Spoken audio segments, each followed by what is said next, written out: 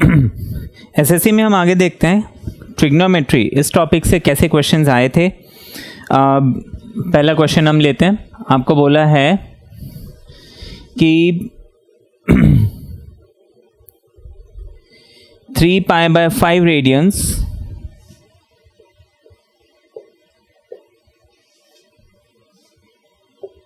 Is equal to, ठीक है, 3 pi by 5 radians is equal to, आपके पास ऑप्शन है 100 डिग्री, दूसरा ऑप्शन है 120 डिग्री, तीसरा ऑप्शन है हमारे पास 108 डिग्री और चौथा ऑप्शन है हमारे पास 180 डिग्री। अब देखिए, हमें यहाँ पे कुछ चीज़ें मालूम होनी चाहिए, रेडियन और डिग्रीज का कन्वर्जन का फॉर्मूला। अब देखिए, नॉर्मली रेडियन का सिंबल ऐसे सी लिखा जाता है और जनरली पाई अगर लिखा है ट्रिग्नोमेट्री में हम सी कई बार अवॉइड भी करते हैं। तो वेदर सी लिखा है या नहीं है, अगर पाई रेडियंस बोला है मतलब पाई, अगर ट्रिग्नोमेट्री में पाई बोला है तो जनरली वो पाई रेडियन होता है, यानी 180 डिग्री। तो पाई रेडियंस इज 180 डिग्री, ये मुझे मालूम होना चाहिए। अब देखिए, आपको बोला 3 pi by 5 radians is equal to how much. Pi radian अगर 180 डिग्री है तो 1 रेडियन हो जाएगा 180 अपॉन पाई डिग्रीज। अब 1 रेडियन अगर इतना है तो 3 पाई बाय 5 रेडियंस कितना होगा, तो हम लिखेंगे 3 pi by 5 radians is equal to, हम लिखेंगे 3 pi by 5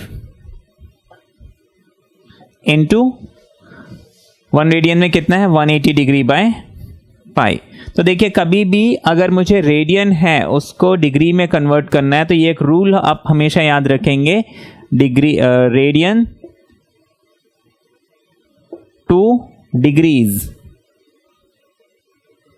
multiply by 180 degree upon pi. अगर मुझे रेडियन को डिग्री में करना है तो मैं 180 अपॉन पाई से मल्टीप्लाई करूंगा। और इसी का अदर वे अराउंड, अगर हमें डिग्रीज टू रेडियन करना है तो हमेशा याद रखिए मल्टीप्लाई बाय पाई अपॉन 180, ठीक है। तो हमने यहाँ पे क्या किया, मल्टीप्लाई कर दिया, पाई से पाई कैंसिल, 5 3 ज़ा 15, 5 6 ज़ा 30,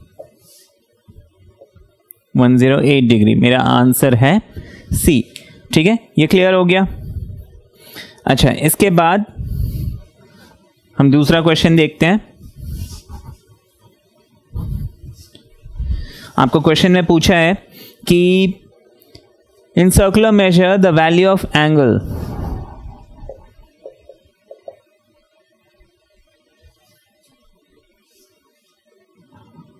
द वैल्यू ऑफ एंगल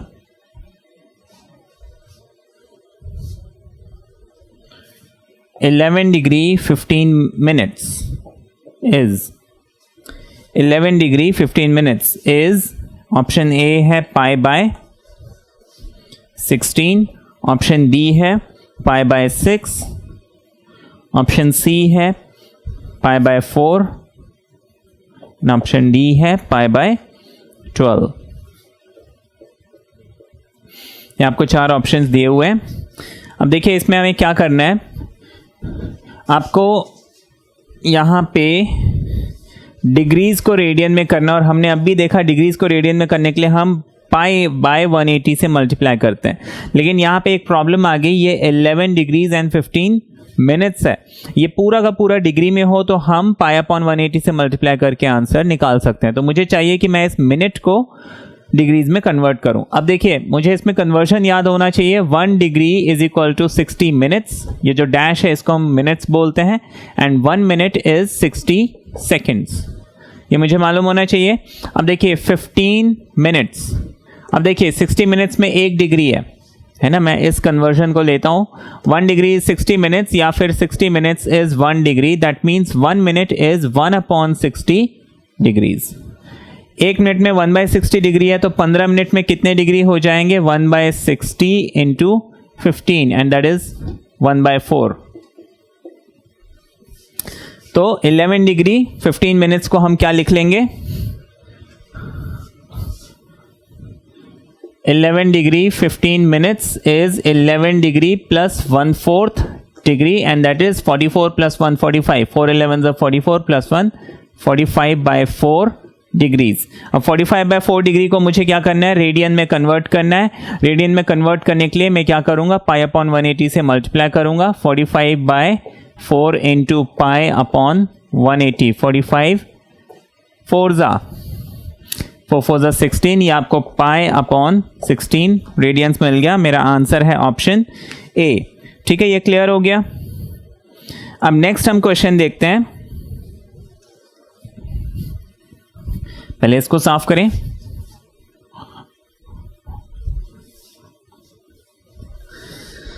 आपको बोला द सर्कुलर मेजर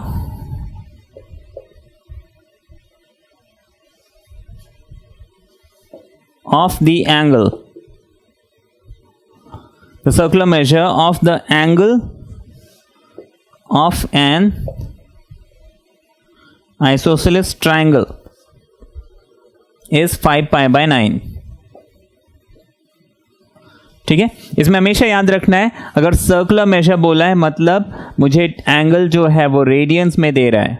ठीक है, सर्कुलर मेजर मतलब एंगल इज इन रेडियंस। अब आपको बोला एक आइसोसेलेस ट्राइंगल का जो सर्कुलर मेजर है वो 5π/9 है। Circular measure of one of the other angles must be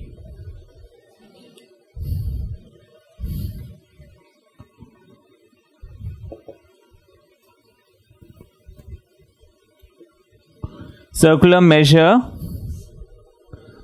of one of the other angles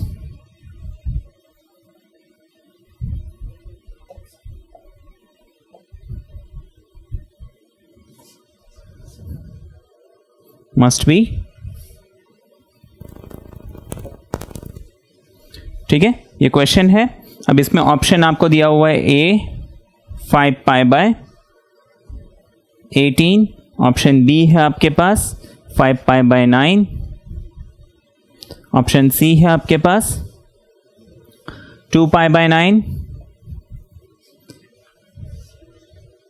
ठीक है, 2π/9 एंड ऑप्शन डी है आपके पास 4π/9। ठीक है, ये चार ऑप्शन है आपके पास। अब देखिए इस क्वेश्चन को हम कैसे करेंगे। इसमें देखिए स्ट्रेट फॉरवर्ड मुझे एंगल सम प्रॉपर्टी लगानी है। किसी भी ट्रायंगल के तीनों एंगल्स का सम होता है 180 डिग्री। ठीक है ना, in any triangle the sum of the three angles is 180 degree, मतलब angle A plus angle B plus angle C is 180 degree. हमने अभी पढ़ा कि 180 डिग्री को हम पाई रेडियंस लिख सकते हैं। इसको सीधा सीधा रेडियन में करो, कन्वर्जन करने की जरूरत नहीं है। A plus B plus C is equal to 180। दूसरी चीज आइसोसेलेस ट्राइंगल है तो इसमें ये दो एंगल्स, यानी अगर मैं इसको बी और इसको सी मानूं तो ये बी और सी मस्ट बी इक्वल। आपको बोला circular measure of the angle of isosceles triangle is 5π/9। अब ये जो एंगल है ये आपको 5π/9 दिया हुआ है। ये दो एंगल्स मुझे मालूम नहीं है, लेकिन आइसोसेलेस है तो ये दोनों एंगल्स क्या होंगे? इक्वल। इनको मैं x एज्यूम कर लेता हूं तो 5π/9 प्लस इसको मैंने माना x, तो प्लस x प्लस x कितना होना चाहिए? पाई रेडियन होना चाहिए। तो हम लिख लेंगे 2x plus 5π/9 is equal to pi. इसको मैं वहां शिफ्ट कर देता हूं, 2x हो जाएगा पाई माइनस 5π/9।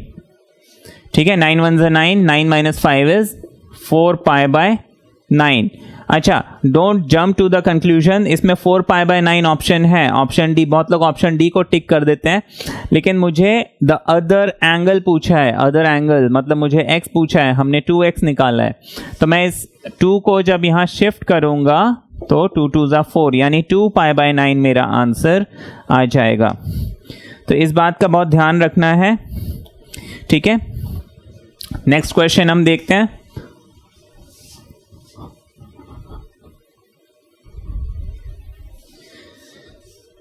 आपको बोला है इन ट्रायंगल एबीसी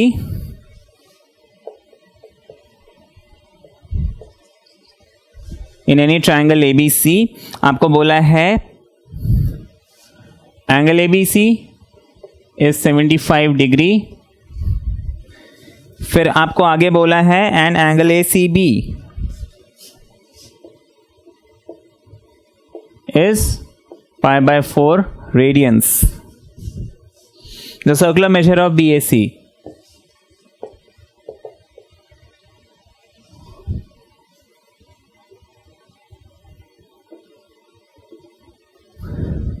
ठीक है, सर्कुलर मेजर ऑफ BAC। अब देखिए आपके पास ऑप्शन है 5π/12,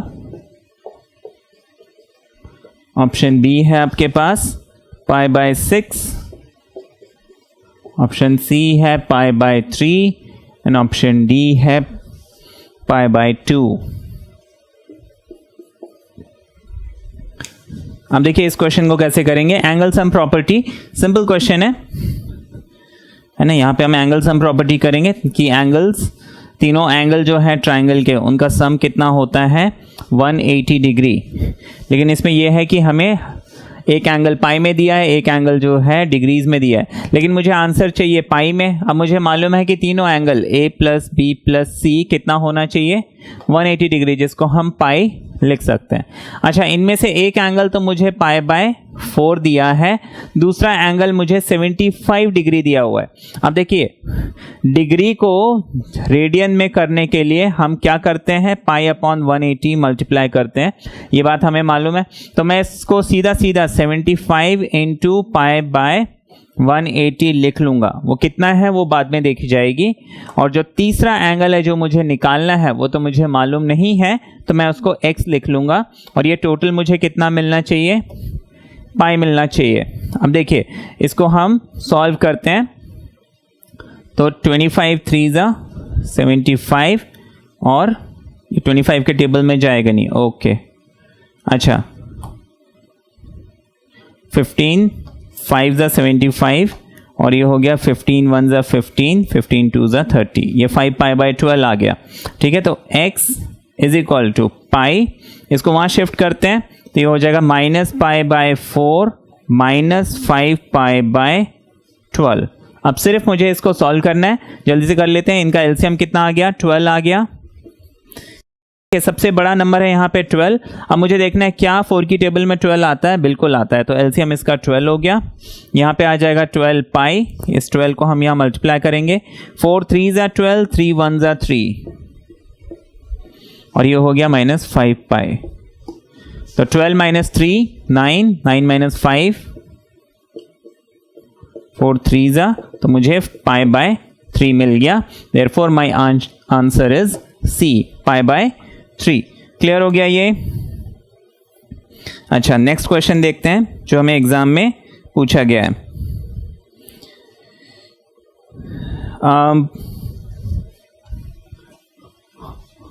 इसको साफ कर दें।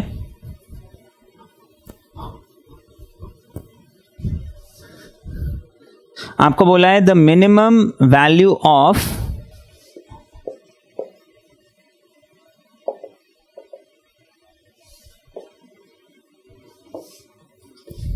the minimum value of 2 sin square theta plus 3 cos square theta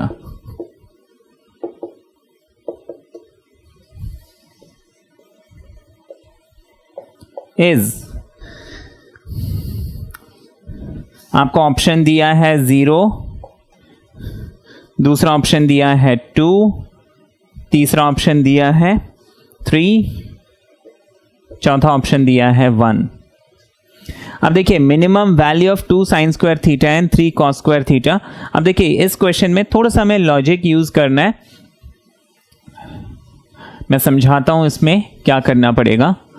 अब देखिए साइन जो है वो हमेशा -1 और 1 के बीच में रहता है, ये बात हमें मालूम होनी चाहिए कि साइन थीटा जो है वो मैक्सिमम 1 हो सकता है और मिनिमम -1 हो सकता है। इसी तरीके से cos थीटा भी मैक्सिमम 1 हो सकता है, मिनिमम -1 हो सकता है। लेकिन अगर मैं स्क्वायर कर दूं तो देखिए ये माइनस भी प्लस बन जाएगा, क्योंकि मुझे मालूम है -1 का स्क्वायर क्या होता है 1। तो अगर मैं cos स्क्वायर थीटा बोलता हूं तो ये इसकी वैल्यू अगर मैं -1 भी पुट करूंगा तो 1 मिल जाएगा। दैट मीन स्क्वायर के केस में मिनिमम वैल्यू -1 नहीं लिख सकते क्योंकि स्क्वायर में माइनस साइन नहीं आ सकता। तो आप देखिए कि कॉस स्क्वायर की वैल्यू 1 हो गई। अच्छा, इसका ये मतलब है कि कॉस स्क्वायर थीटा की मिनिमम वैल्यू 0 हो सकती है, नेगेटिव तो हो ही नहीं सकती, है ना। तो हमें मालूम है -1 से लेके 1 के बीच में कॉस थीटा और साइन थीटा लाई करता है। इसका ये मतलब हुआ कि अगर हम स्क्वायर करते हैं तो साइन स्क्वायर थीटा और कॉस स्क्वायर थीटा इनकी मिनिमम वैल्यू 0 होगी, मैक्सिमम वैल्यू 1 होगी। इसको हम याद रखेंगे कि साइन थीटा कॉस थीटा की मिनिमम वैल्यू -1 और मैक्सिमम वैल्यू 1। लेकिन अगर मैं cos square theta and sign square theta की बात करता हूं तो मिनिमम वैल्यू है 0 और मैक्सिमम वैल्यू है 1। ठीक है, ये बात हमने लिख ली, समझ ली। अब देखिए यहाँ पे ऐसा नहीं है कि साइन स्क्वायर थीटा की जो मिनिमम वैल्यू 0 है और कॉस स्क्वायर थीटा की भी मिनिमम वैल्यू 0 है, तो हम यहाँ 0 0 पुट कर दें, गलत हो जाएगा। हम 0 0 पुट नहीं करेंगे, हम यहाँ पे क्या करेंगे 2 sine square theta 3 cos square theta, है ना। इस 3 को मैं क्या करूँगा 2 cos square theta plus cos square theta लिख लूँगा। अब देखिए यहाँ पे मैं 2 अगर कॉमन लेता हूं तो sine square theta cos square theta आ जाता है और यहाँ पे मुझे मिल जाता है कॉस स्क्वायर थीटा। अब मुझे मालूम है sign square theta cos square theta 1 होता है, तो यहाँ पे तो मेरे पास 2 बच गया, 2 × 1 2, है ना, प्लस कॉस स्क्वायर थीटा बचा। अब मैं इस कॉस स्क्वायर की मिनिमम वैल्यू यानी कि 0 पुट करूंगा तो मुझे आंसर मिलेगा 2। Therefore my option is B, है ना। The minimum value of 2 sine square theta and 3 cos square theta is 2। ये हमारा आंसर है। ठीक है, बात समझ में आई। अच्छा, आगे हम देखते हैं और कैसे क्वेश्चंस हैं इसमें।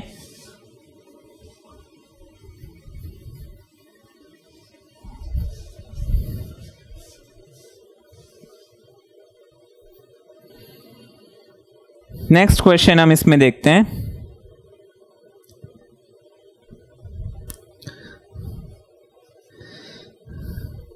आपको बोला है if tan theta plus cot theta upon tan theta minus cot theta is equal to 2। ठीक है, the value of sine theta is, आपको यहां पे बोला थीटा जो है वो 0 और 90 के बीच में है।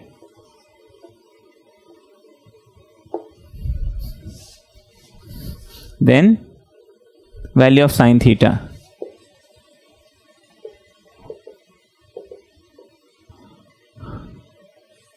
ऑप्शंस आपको दिए हुए हैं 2/√3, दूसरा ऑप्शन है आपके पास 1/2, तीसरा ऑप्शन है आपके पास √3/2, चौथा ऑप्शन है आपके पास 1। ये क्वेश्चन दिया हुआ है, आपको बोला है कि अगर tan theta plus cot theta and tan theta minus cot theta हमारे पास 2 है तो फिर साइन थीटा कितना होगा। अब देखिए इस क्वेश्चन को हम कैसे करेंगे।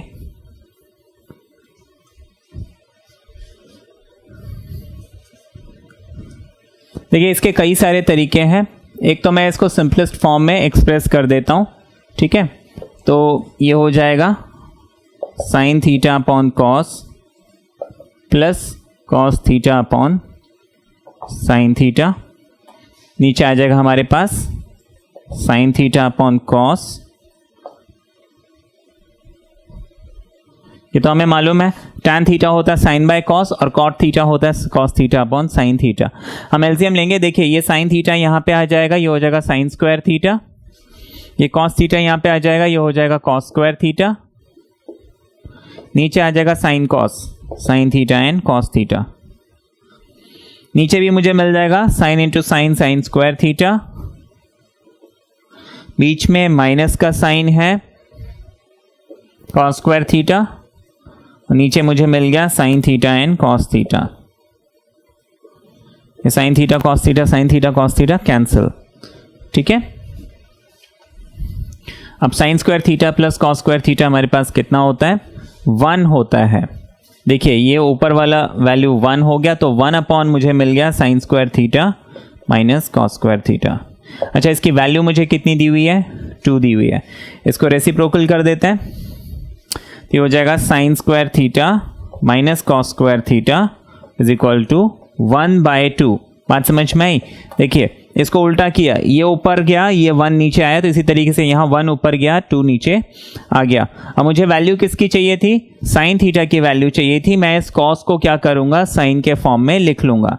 मैं लिख लूँगा sign square theta minus cos को हम लिख सकते हैं 1 माइनस साइन स्क्वायर, है ना। आप हर चीज़ को एक ही फॉर्म में ले आइए।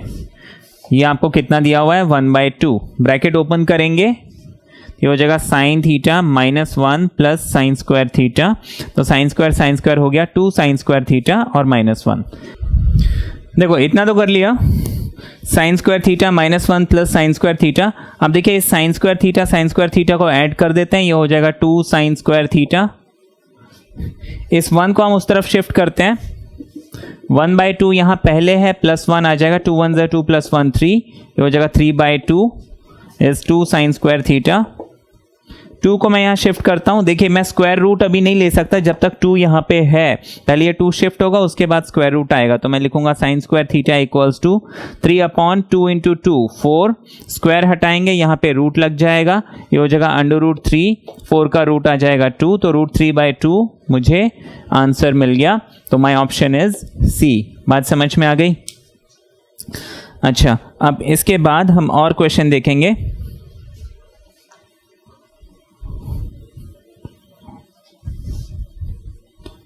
इसको साफ कर दें।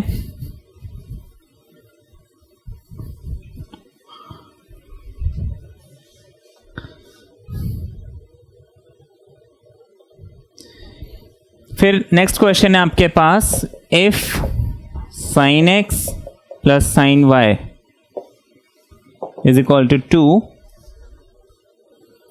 Then the value of cos x plus cos y is equal to 2,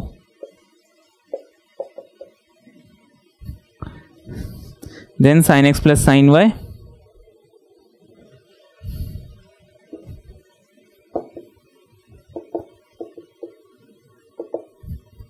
is, ठीक है।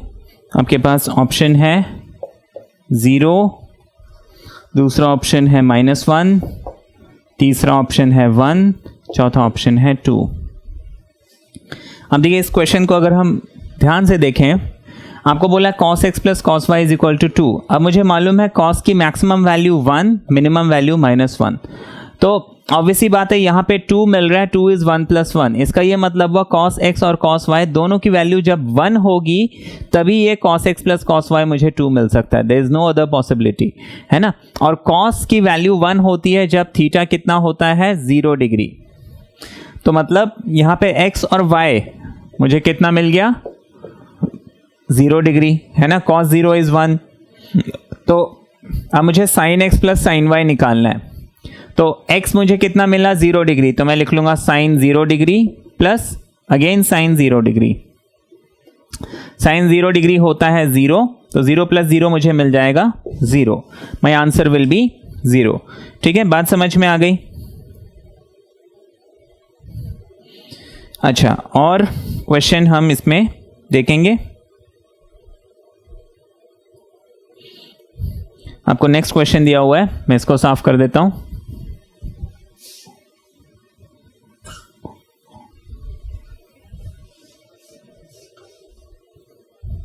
आपको बोला है कि द मेजर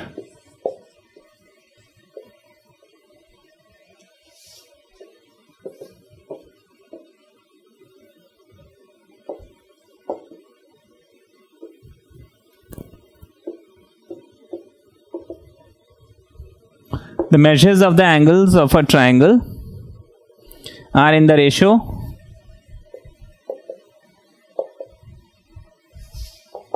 2:7:11।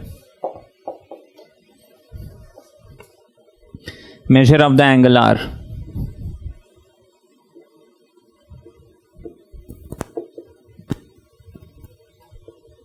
ठीक है ना, आपको बोला है कि किसी एक ट्रायंगल के 3 एंगल जो है 2, 7, 11 के रेशियो में है, तो वो 3 एंगल्स आपस में कितने होंगे? आपके पास ऑप्शन है 16, 56 एंड 88। ऑप्शन बी है आपके पास 18, 63, 99। ऑप्शन सी है आपके पास 20, 70, 90